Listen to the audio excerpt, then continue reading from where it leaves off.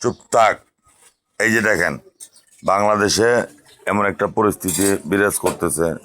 এই যে দেখেন ডিম, এই যে প্লাস্টিকের ডিম, এই যে দেখেন প্লাস্টিক, এই যে ডিমটা বাঁধার পরে এই যে প্লাস্টিক দেখেন, এই যে প্লাস্টিক, এই যে এটা প্লাস্টিকের ডিম, এটা কিন্তু প্লাস্টিকের ডিম।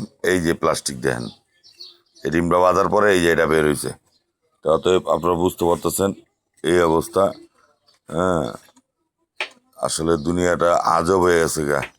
এই আইন দিকে আইন না মিয়া, আপনি আসেন না, দেখেন না, আপনার তো আর ফেস দেখাম না, আমি জনগণের ফেস দেখাম না। এই দেখেন, এটা আপনি বলেন এটা কি? এটা কিন্তু সিট ফেলাইবেন না, ফালাইবেন না।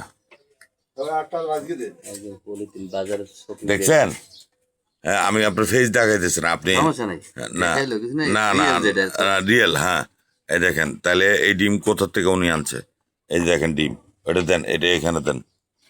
হ্যাঁ, এই যে এইটা পাতলা অংশটা, আর এই যে ডিমটা, এই দেখেন দুনিয়াটা কোন পর্যায়ে গিয়ে দাঁড়াইছে, বুঝতে পারছেন? হ্যাঁ, আল্লাহ মাহবুদ, আল্লাহ আমাদের সহায়ক।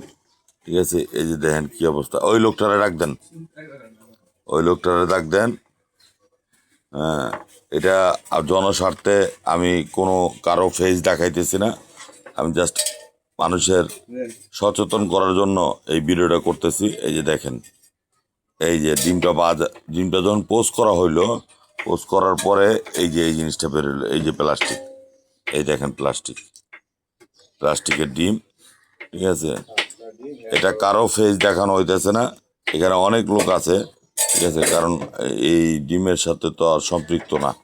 হ্যাঁ, এই ডিমটা একটা হোটেলে ধরা পড়ছে। হ্যাঁ, কিন্তু হোটেলের যে গ্রাহক, উনি তো কিনে নিয়ে আসছে অন্য দোকান থেকে, ওই দোকানদারও আরেক জায়গার থেকে কিনে নিয়ে আসছে। এই হলো অবস্থা। হ্যাঁ, আসলে আমরা বাংলাদেশের মানুষ, আল্লাহ পাক আমাদের করুক, হেদায়েত করুক। আসলে মানুষ আমরা কিভাবে কি করব বলেন? আমরা কি খাবো? আমরা কোথায় যাব? আমাদের তো আল্লাহ ছাড়া কেউ নাই। এই দেখেন প্লাস্টিক শুনছি, কিন্তু আজকে বাস্তবে দেখে ফেলাইলাম। এতদিন শুনছি প্লাস্টিকের ডিম, আজকে বাস্তবে দেখে ফেলাইলাম। এই দেখেন প্লাস্টিক, একদম 100% প্লাস্টিক।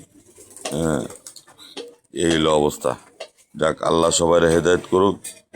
আল্লাহ পাক আমাদের নসিবে কি রাখছে, আল্লাহ পাকই ভালো জানে। ঠিক আছে, এই বিচার আল্লাহর কাছে ছেড়ে দিলাম, আল্লাহ পাক এই বিচার করব।